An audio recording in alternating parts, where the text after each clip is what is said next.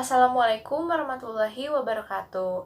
Kami dari kelompok 1 mata kuliah Manajemen Logistik kelas D akan memaparkan tentang material handling. Sebelumnya, mari kita panjatkan puji syukur kehadirat Allah Subhanahu wa Ta'ala, karenanya kita selalu diberi nikmat sehat sampai hari ini. Shalawat dan salam tak lupa kita panjatkan juga kepada Nabi besar kita, Nabi Muhammad SAW. Karenanya kita masih bisa berkumpul pada penyampaian pemaparan hari ini. Lalu kita ucapkan terima kasih kepada Ibu Eka Ludia SEMSI selaku dosen pengampu mata kuliah Manajemen Logistik. Izin memperkenalkan diri, nama saya Sofa Aulia Putri dengan belakang 149. Di sini saya akan memaparkan tentang pengertian logistik terlebih dahulu. Logistik didefinisikan sebagai suatu proses perencanaan, pelaksanaan, dan pengendalian aliran yang efisien dan efektif dalam biaya bahan baku, di dalam proses persediaan barang jadi, dan informasi yang terkait dari titik asal ke titik konsumen, untuk tujuan yang sesuai dengan kebutuhan konsumen. Lalu selanjutnya, tentang pengertian material handling itu sendiri. Menurut John A. Stubin, material handling adalah suatu bagian yang integral dari proses produksi yang meliputi penyimpanan, pemuatan, penurunan, dan juga bagian transportasi mengangkut material ke pengepakan sampai barang jadi yang siap dipasarkan. Material handling adalah kegiatan mengangkat, mengangkut, meletakkan bahan-bahan atau barang-barang dalam proses di dalam pabrik. Kegiatan ini dimulai sejak bahan-bahan masuk atau diterima di pabrik sampai pada barang jadi dikeluarkan dari pabrik. Selanjutnya, tujuan material handling. Yang pertama, make ready, menyediakan atau menempatkan bahan-bahan di tempat kerja. Yang kedua, do, melakukan kegiatan yang nyata dalam pengolahan atau pembuatan barang. Yang ketiga, put away, atau memindahkan barang-barang dan bahan-bahan dari tempat kerja. Sekian pemaparan dari saya. Pemaparan selanjutnya akan diteruskan oleh rekan saya. Sekian dan terima kasih. Assalamualaikum warahmatullahi wabarakatuh. Perkenalkan, nama saya Yulia Silestari dengan NIM belakang 142. Di sini saya akan menjelaskan jenis peralatan material handling. Jenis peralatan material handling diklasifikasikan ke dalam 3 tipe utama. Yang pertama adalah conveyors. Conveyors adalah suatu peralatan yang memindahkan bahan-bahan baik dengan arah horizontal maupun vertikal antara dua tempat tetap. Tipe-tipe peralatan lain yang dapat ditempatkan dalam kategori ini adalah eskalator, pipa, elevator, bed, dan sebagainya.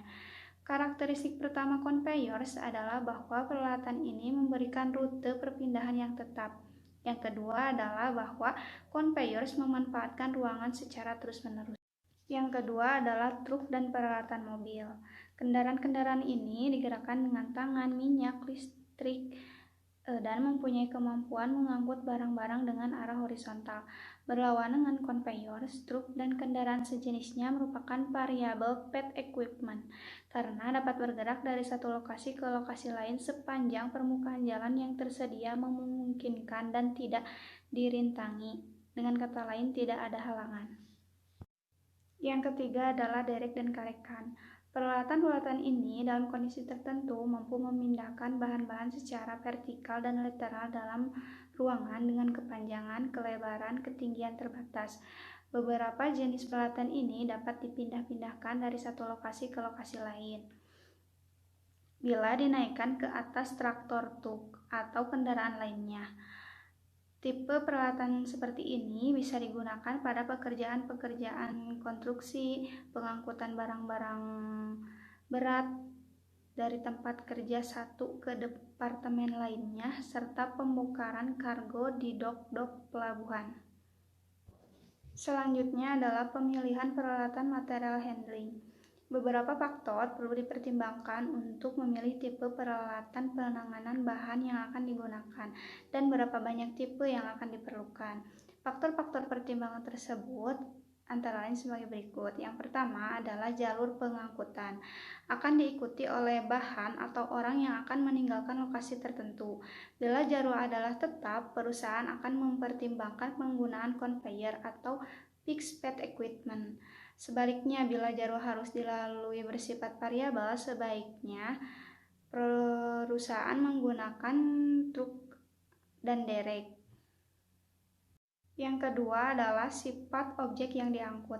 Bila mengangkut orang-orang, peralatan yang dapat digunakan seperti eskalator, dan bis. Bila mengangkut bahan-bahan, perlu pertimbangan tentang bentuk, ukuran, ketajaman, berat, dan daya tahannya. Yang ketiga adalah karakteristik bangunan. Kapasitas beban lantai akan mempengaruhi berat peralatan material handling yang dapat digunakan. Ketinggian atap, kekuatan tiang-tiang penyangga, penempatan lorong-lorong, dan ukuran pintu sering membatasi jenis dan ukuran peralatan yang dapat digunakan. Di samping itu, bentuk bangunan yang bertingkat memerlukan peralatan khusus seperti eskalator dan juga sistem ventilasi mempengaruhi penggunaan truk-truk bertenaga bahan bakar. Yang keempat adalah keadaan ruang yang tersedia. Bila luas lantai terbatas tetapi ruangan di atap tersedia, derek dan karekan akan lebih cocok digunakan dibandingkan dengan truk dan conveyor. Yang kelima adalah kapasitas peralatan penanganan yang diperlukan. Faktor ini akan menentukan jumlah peralatan tipe tertentu dibutuhkan, di mana ini juga tergantung pada jumlah bahan yang diangkut per periode. Yang terakhir adalah biaya setiap metode alternatif. Faktor biaya menyangkut dana yang tersedia bagi pengadaan peralatan penanganan bahan. Izin memperkenalkan diri, nama saya Silvi Mardianingsih dengan NIM 51191146. Di sini saya akan melanjutkan pemaparan. Di sini ada ongkos material handling. Ongkos material handling menurut Batman 2008, tujuan ongkos material handling adalah menjaga atau mengembangkan kualitas produk, mengurangi kerusakan, dan memberikan perlindungan terhadap material. Adapun biaya atau ongkos material handling yang meliputi 1. Biaya investasi. Biaya investasi ada harga pembelian peralatan, harga komponen, alat bantu, dan biaya instalisasi. Yang kedua ada biaya operasi. Biaya operasi ada biaya perawatan, biaya bahan bakar, dan biaya tenaga kerja. Yang ketiga ada biaya pembelian muatan. Biaya pembelian muatan ada biaya pembelian palet dan kontainer. Yang keempat ada biaya pengepakan dan kerusakan material. Selanjutnya ada manfaat material handling. Manfaat yang diperoleh dari material handling yaitu penghematan biaya produksi, penurunan biaya persediaan, pengurangan ruangan yang lebih efisien, serta meningkatkan produktivitas perusahaan. Yang kedua ada pengurangan sisa afal, yaitu produk-produk yang tidak sesuai standar. Yang ketiga ada menaikkan luas produksi. Yang keempat, ada peningkatan kondisi kerja karyawan. Yang kelima, distribusi material akan berjalan lebih baik. Sekian, terima kasih. Izin memperkenalkan diri, nama saya Riani Anggraini Salma dengan NIM akhir 139. Di sini saya akan membahas masalah atau fenomena yang dibahas di dalam jurnal utama ini, yaitu ada sebuah perusahaan di mana perusahaan Y ini adalah sebuah perusahaan farmasi yang terletak di kawasan industri Hyderabad, Peshawar, Pakistan. Perusahaan saat ini menggunakan troli sebagai peralatan untuk menangani berbagai jenis bahan yang digunakan dalam produk farmasi. Namun, perusahaan ini mengalami beberapa masalah, seperti lebih banyak waktu yang dibutuhkan oleh pekerja dalam memindahkan troli, cedera akibat pergerakan melalui jarak yang jauh, berkurangnya efisiensi pekerja karena pergerakan material yang berlebihan, serta masalah-masalah yang lainnya. Oleh karena itu, perusahaan telah memutuskan untuk mengubah jenis peralatan penanganan material untuk menghilangkan atau paling tidak mengatasi masalah tersebut. Selanjutnya adalah tujuan dari jurnal utama ini, yaitu untuk menemukan dan memilih sistem penanganan material yang efisien dan efektif dengan menghasilkan pemanfaatan tenaga kerja yang efisien, pengurangan biaya bahan bakar, waktu dan harga produksi, serta peningkatan profitabilitas dan produktivitas pabrik. Selanjutnya ada pun ringkasan dari kerangka pemikiran. Makalah ini berfokus pada penerapan salah satu alat pengambilan keputusan multi-kriteria yang disebut Analytical Hierarchy Process atau AHP untuk pemilihan peralatan penanganan material di industri lokal dalam rangka mengoptimalkan sistem penanganan material. Kuesioner dikembangkan dan didistribusikan oleh para ahli, karyawan, dan pekerja yang bekerja di industri. Ukuran tendensi sentral atau mean yang dihitung dari data digunakan sebagai input untuk matriks pertukaran pasangan bijak. Pemilihan dilakukan berdasarkan 4 kriteria dengan masing-masing memiliki 3 subkriteria. Selanjutnya ada pun teknik AHP ini berhasil diterapkan untuk memilih peralatan penanganan material yang optimal dari 3 alternatif, yaitu forklift, ban berjalan, dan kendaraan berpemandu otomatis atau AGVs. Pemilihan didasarkan pada 4 kriteria dengan masing-masing memiliki subkriteria dengan total 12 kriteria untuk semua alternatif.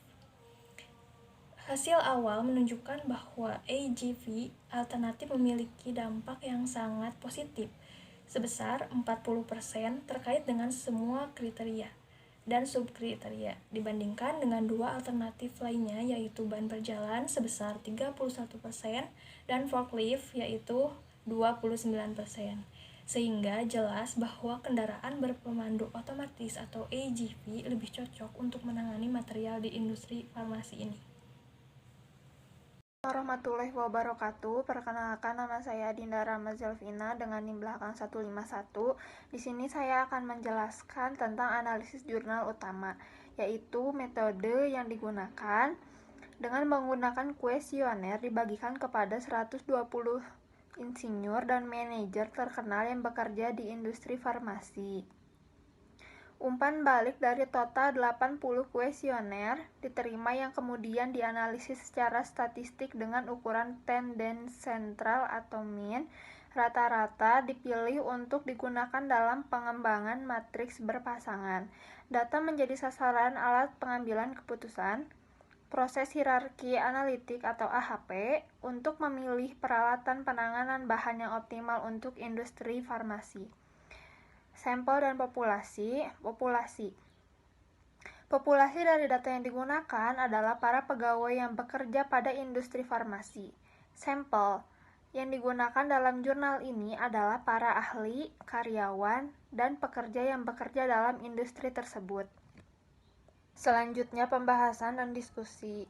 Setelah analisis kriteria teknis, moneter, operasional, dan strategis secara individual, prioritas keseluruhan dari 3 alternatif forklift, conveyor belt, dan AGV disajikan pada tabel 10.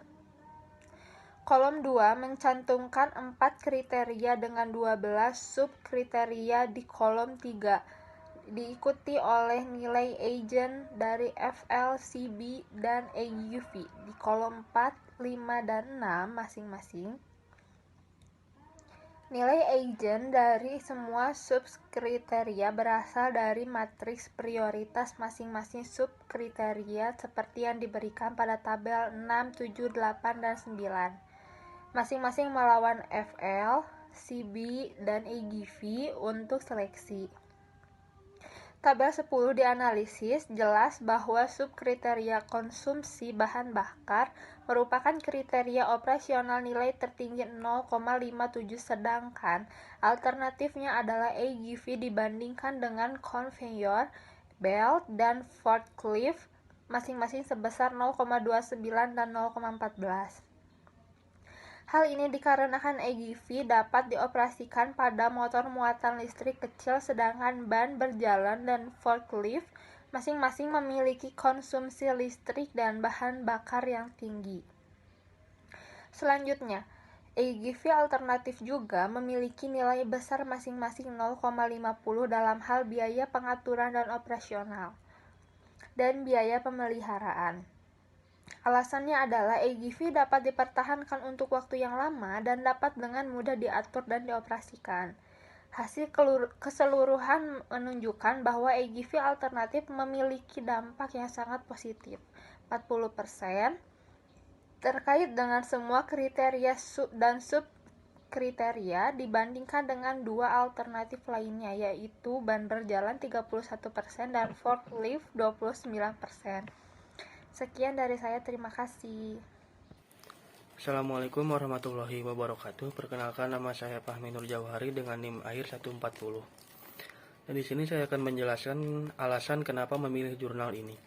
Alasan yang pertama adalah jurnal tersebut membahas tentang bagaimana proses penanganan material yang melibatkan berbagai fungsi seperti pergerakan dan penyimpanan di pabrik atau di gudang, pengendalian dan perlindungan bahan baku, produk dan barang jadi selama proses pembersihan, persiapan, pembuatan, distribusi, konsumsi, dan pembuangan terkait kekemasan mereka. Studi yang berbeda berfokus pada metode peralatan, mekanis, sistem, dan kendali terkait yang digunakan untuk mencapai fungsi-fungsi ini. Berbagai macam peralatan penanganan material tersedia saat ini seperti truk industri, lift garpu, sabuk konveyor, kendaraan berpandu otomatis atau AGV, dan troli. Dan alasan yang kedua adalah poin-poin yang ada di dalam jurnal tersebut sangat rinci dan tersusun rapi. Dan alasan yang ketiga adalah pembahasan dalam jurnal tersebut dilengkapi dengan tabel matriks, bagan, dan teori yang lengkap dan jelas. Bismillahirrahmanirrahim. Assalamualaikum warahmatullahi wabarakatuh. Sebelumnya izin memperkenalkan diri, nama saya Bagus Muhammad Turawan dengan NIM 51119145. Di sini saya akan menjelaskan tentang perbandingan jurnal utama dan jurnal pembanding. Yang pertama yaitu ada jurnal pembanding dengan judul Jurnal Penelitian, yaitu analisis manual material handling dalam mengangkat bahan baku dengan menggunakan metode pendekatan biomekanika kerja ergonomi di PT KJ. Persamaannya, kedua jurnal ini sama-sama menyebar kuesioner untuk menyelesaikan masalah di material handling. Untuk perbedaannya itu, jurnal utama menggunakan teknik AHP yang dimana berhasil diterapkan untuk memilih peralatan penanganan material yang optimal dari 3 alternatif, yaitu ada forklift dan berjalan dan kendaraan berpemandu otomatis. Sedangkan jurnal pembanding untuk melakukan pemindahan barang masih menggunakan dengan cara manual. Nah, untuk kesimpulannya itu yang pertama dapat disimpulkan bahwa untuk PT XYZ perlu adanya fasilitas penunjang untuk mempermudah pekerjaan, dan untuk perusahaan farmasi pada jurnal utama fasilitas penunjangnya sudah cukup dikatakan baik. Dan yang kedua yaitu ada dengan jurnal penelitian dengan judul Jurnal Analisis Penanganan Bahan Material Handling Produk Teh di PT Perkebunan Nusantara 12 Kebun Teh Wonosari dengan menggunakan material handling general analisis prosedur. Untuk persamaannya itu pada kedua jurnal ini sudah melakukan pemindahan barang menggunakan mesin atau alat bantu, sehingga pemindahan barang itu menjadi efektif dan efisien. Dan untuk perbedaannya itu pada jurnal acuan menggunakan metode penelitian general analisis prosedur, sedangkan pada jurnal utama menggunakan metode kuesioner kompresi. Dan untuk kesimpulannya dapat disimpulkan bahwa pemindahan barang menggunakan mesin dapat menghemat biaya pengeluaran dibandingkan menggunakan operator manusia. Dan untuk yang ketiga yaitu ada perancangan produk rasional material handling equipment pada proses manual plating galon air mineral untuk mengurangi beban kerja operator. Dan untuk persamaannya itu yang pada jurnal ketiga itu ada persamaan dari keduanya adalah sama-sama sudah menggunakan alat bantu untuk memindahkan barang. Dan untuk perbedaannya pada jurnal pembanding menggunakan metode rasional, sedangkan pada jurnal utama menggunakan metode kuesioner kompresi. Dan untuk simulasi pada saat pekerjaan sudah menggunakan alat bantu pekerjaan menjadi cepat, sehingga para karyawan pun tidak terlalu berat untuk mengerjakan suatu pekerjaannya. Assalamualaikum warahmatullahi wabarakatuh. Perkenalkan, nama saya Reja Taufikur Rahman dari kelompok 1 dengan nomor NIM 141. Baik, pada slide kali ini masih mengenai perbandingan jurnal utama dengan jurnal pembanding. Di bagian jurnal penelitian nomor 4, evaluasi aktivitas manual material handling dan penerapan ketiga bagian paleting kemasan jaringan di PT XYZ. Persamaannya, pada kedua jurnal sama-sama menyebar kuesioner kepada karyawan. Lalu perbedaannya, pada jurnal pembanding, objek penelitian hanya berada di satu line, sedangkan pada jurnal utama, objek di semua bagian. Lalu kesimpulannya, berdasarkan hasil penelitian yang dilakukan pada bagian paleting dan dari hasil standar Nordisk Questionnaire, operator sering mengalami sakit otot, tulang belakang sehingga perlu penggunaan alat pelindung diri atau APD. Lalu di nomor 5, jurnal penelitian perencanaan ulang tata letak fasilitas pabrik dalam upaya efisiensi material handling di UD Donesi. Kesamaannya, pada kedua jurnal sama-sama ingin mengefektifkan perusahaan agar untung. Perbedaannya, pada jurnal pembanding, peneliti tentang tata letak perusahaan dan menggunakan metode ARC. Lalu kesimpulannya, efisiensi yang terjadi adalah selisih jarak sebesar 68,5 meter, total waktu sebesar 356,46 detik, dan selisih total ongkos material handling sebesar 20,664 terhadap layout awal. Lalu di nomor 6, jurnal penelitian merancang ulang manual material handling troli, kursi ergonomis untuk mengurangi tingkat keluhan rasa sakit dan meningkatkan produktivitas kerja karyawan. Kesamaannya, pada jurnal pembanding dan jurnal utama sama-sama ingin mempermudah pada saat waktu bekerja. Perbedaannya, jurnal pembanding menggunakan metode flowchart penelitian, sedangkan pada jurnal utama menggunakan metode penyebaran kuesioner. Kesimpulannya, dari tingkat keluhan rasa sakit yang diterima karyawan mengalami penurunan yang awal menggunakan troli sebesar 69,04% menurun menjadi 8,33% ketika menggunakan troli kursi ergonomi, sehingga produktivitas kerja karyawan meningkat sebesar 20,88%. Dan di nomor-nomor berikutnya akan dilanjutkan oleh rekan saya. Terima kasih.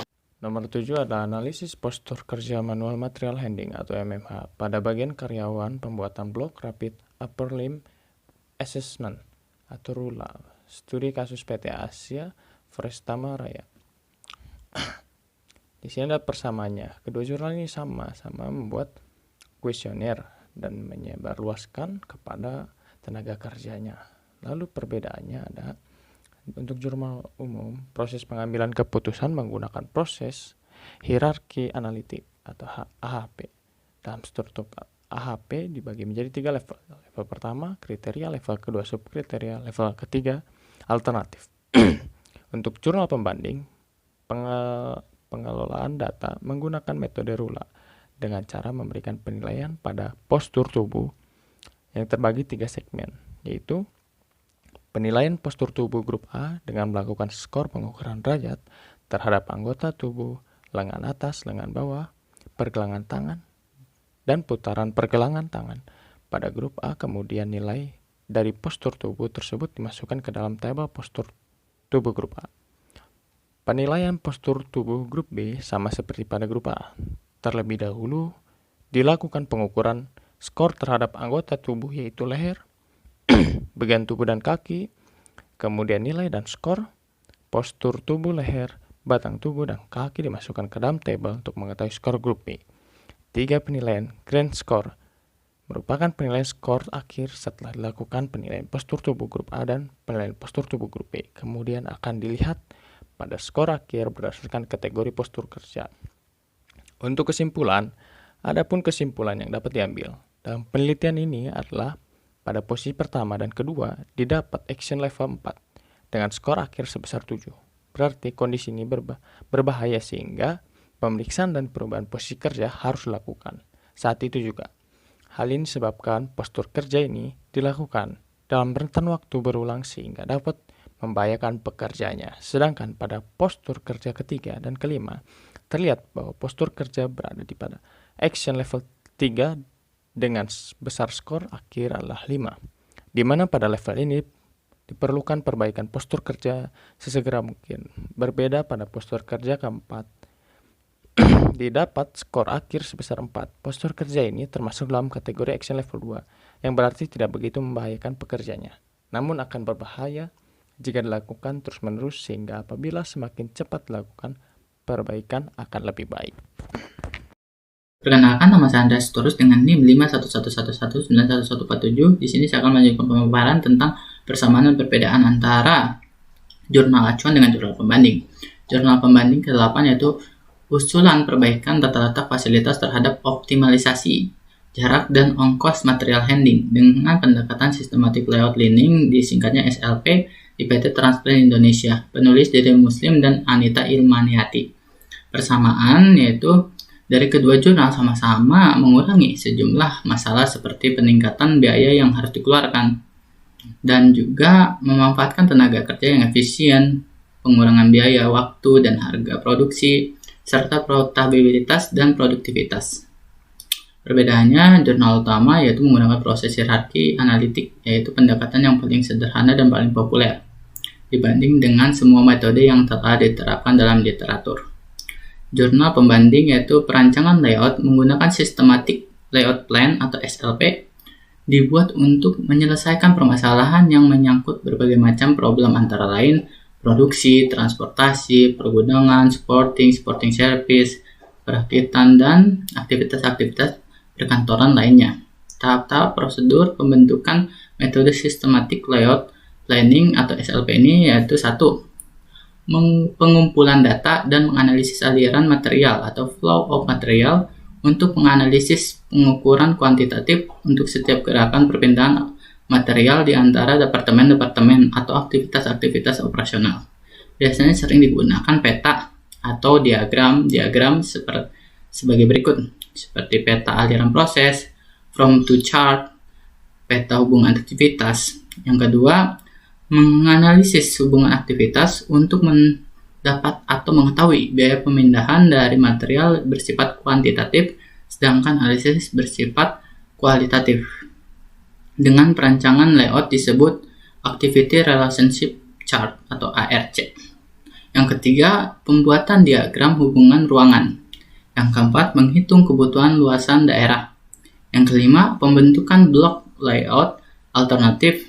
Sedangkan kesimpulan dari itu yaitu dengan menggunakan perbaikan tata letak dapat mengurangi masalah peningkatan biaya yang harus dikeluarkan dan juga dapat peralatan penanganan material, fleksibilitas, menggunakan tenaga kerja yang efektif dan efisien, peningkatan produktivitas, dan mengurangi waktu tunggu dan biaya.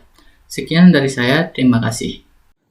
Assalamualaikum warahmatullahi wabarakatuh. Perkenalkan, nama saya Adrian Rias Mizar dengan NIM 511191150. Di sini saya akan menjelaskan perbandingan jurnal utama dengan jurnal pembanding nomor 9. Jurnal penelitian nomor 9, perancangan ulang tata letak fasilitas pabrik dalam upaya efisiensi material handling di UD Donesi. Intan Nurhajia, Irmanto, M. Indra Darmawan, dan Yulian Ningsih. Persamaan analisis kuantitatif melalui perhitungan jarak, waktu, dan ongkos material handling dalam menentukan keberhasilan proses perancangan tersebut. Perbedaan jurnal utama, proses menentukan alternatif terbaik dari sekumpulan semua kemungkinan alternatif yang terkait dengan kriteria berbeda dikenal sebagai masalah pengambilan keputusan multi kriteria MCDM. Salah satu keuntungan signifikan dari teknik ini adalah bahwa kriteria kuantitatif dan kualitatif dapat dipertimbangkan dengan teknik ini. Jurnal pembanding, teknik yang digunakan memperoleh data-data penunjang antara lain studi pustaka yang merupakan teknik pengumpulan data dengan melakukan telah pustaka, eksplorasi, dan mengkaji sebagai literatur pustaka seperti jurnal, masalah, artikel internet, dan sumber-sumber lainnya yang berkaitan dengan penelitian lapangan, yaitu langsung ke objek penelitian dengan cara yang pertama observasi. Dalam observasi dilakukan dengan cara pengamatan secara langsung mengenai pelaksanaan pengajaran dalam penelitian ini. Dilakukan wawancara, pengisian kuesioner, dan pengukuran secara langsung pada lantai proses pengolahan UD donasi. Yang kedua B, studi pustaka. Studi pustaka dengan melakukan pengkajian sebagai literatur pustaka seperti jurnal, masalah, artikel internet, dan sumber-sumber lainnya yang berkaitan dengan penelitian. Yang ketiga, dokumentasi. Dokumentasi dengan mengumpulkan data-data dengan cara mencatat dokumen yang berhubungan dengan penelitian ini. Kesimpulannya, perancangan tata letak meliputi pengaturan tata letak fasilitas operasi dengan memanfaatkan area yang tersedia untuk penempatan mesin-mesin, bahan-bahan perlengkapan untuk operasi, dan semua peralatan yang digunakan dalam